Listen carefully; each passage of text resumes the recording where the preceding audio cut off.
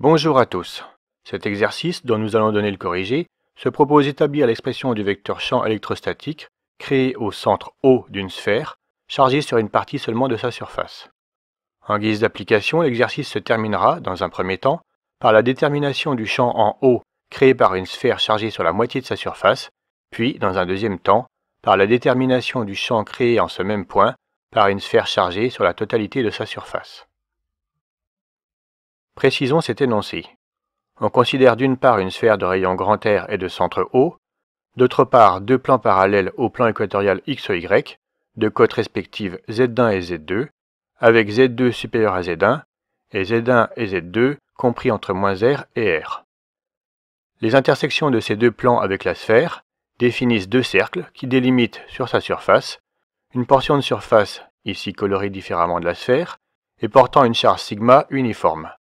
La figure affichée à l'écran illustre ce qui vient d'être dit. On a fait également apparaître la base mobile UR, Uθ, Uφ, associée au repère sphérique défini par les variables R, θ et φ. On demande de déterminer le vecteur champ électrostatique en O, puis de déduire du résultat obtenu le champ créé en ce même point par une sphère portant une charge sigma uniforme répartie sur la moitié de sa surface, et enfin sur sa totalité. Pour parvenir à cela, il faut analyser les symétries, trouver l'expression vectorielle du champ créé par une surface élémentaire de la portion de sphère considérée, sommer ses contributions élémentaires pour en déduire le champ total en O, et enfin définir les valeurs de Z1 et Z2 permettant de répondre aux deux dernières questions. Commençons la résolution de cet exercice par l'étude des symétries. On trouve sans peine que tout plan contenant l'axe OZ est plan de symétrie pour la répartition de charge, donc pour le champ. Le vecteur champ en O devant appartenir à tous ces plans doit donc nécessairement appartenir à leur intersection, c'est-à-dire à l'axe OZ. Ainsi, on a établi que le vecteur champ électrostatique E en O est égal à EZ selon UZ. Il en serait d'ailleurs de même du champ résultant en tout autre point de cet axe. Ceci étant établi, il faut maintenant exprimer le champ élémentaire DE-PO produit en O par un élément de surface infinitésimal ds centré en un point P quelconque de la portion de sphère étudiée. La figure montre le point P, repéré par les angles θ et φ, ainsi que les angles θ1 et θ2 qui sous-tendent depuis le point O la partie chargée. Apparaît également le champ élémentaire DE-PO, ainsi que le vecteur DEZ-PO correspondant à sa projection orthogonale sur l'axe OZ.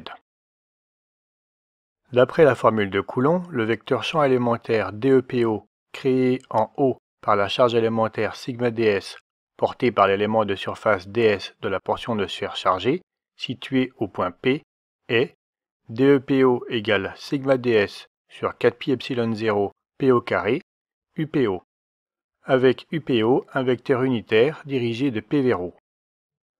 Le champ résultant étant, comme on l'a vu, porté par l'axe OZ, la seule contribution qui ne s'annule pas est obtenue par projection sur cet axe, c'est-à-dire en effectuant le produit scalaire UPO scalaire UZ, qui vaut ici moins cosinus θ. En effet, on peut vérifier sur la figure donnée précédemment que l'angle entre le vecteur unitaire UPO et le vecteur unitaire UZ est égal à π-θ. Et, puisque cosinus de π-θ égale moins cosinus θ, le résultat s'en déduit.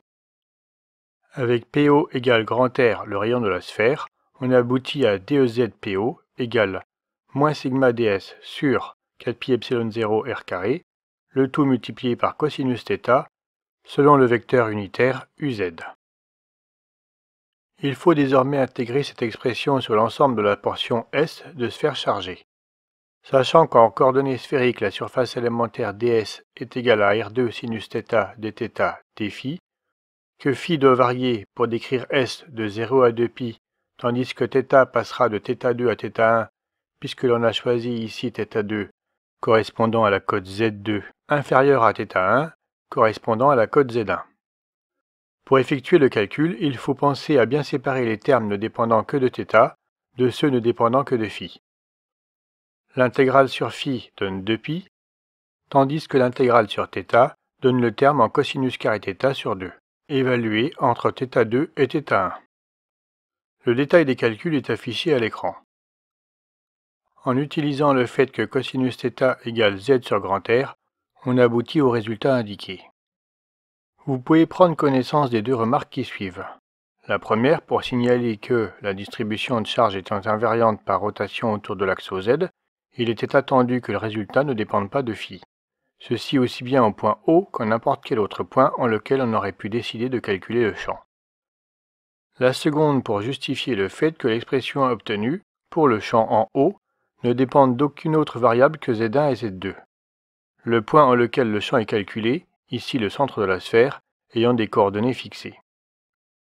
Pour finir, il suffit de remarquer que le cas de la sphère chargée sur la moitié de sa surface s'obtient en posant Z2 égale grand R et Z1 égale 0, tandis que le cas de la sphère totalement chargée en surface est obtenu à partir de Z2 égale R et Z1 égale moins R.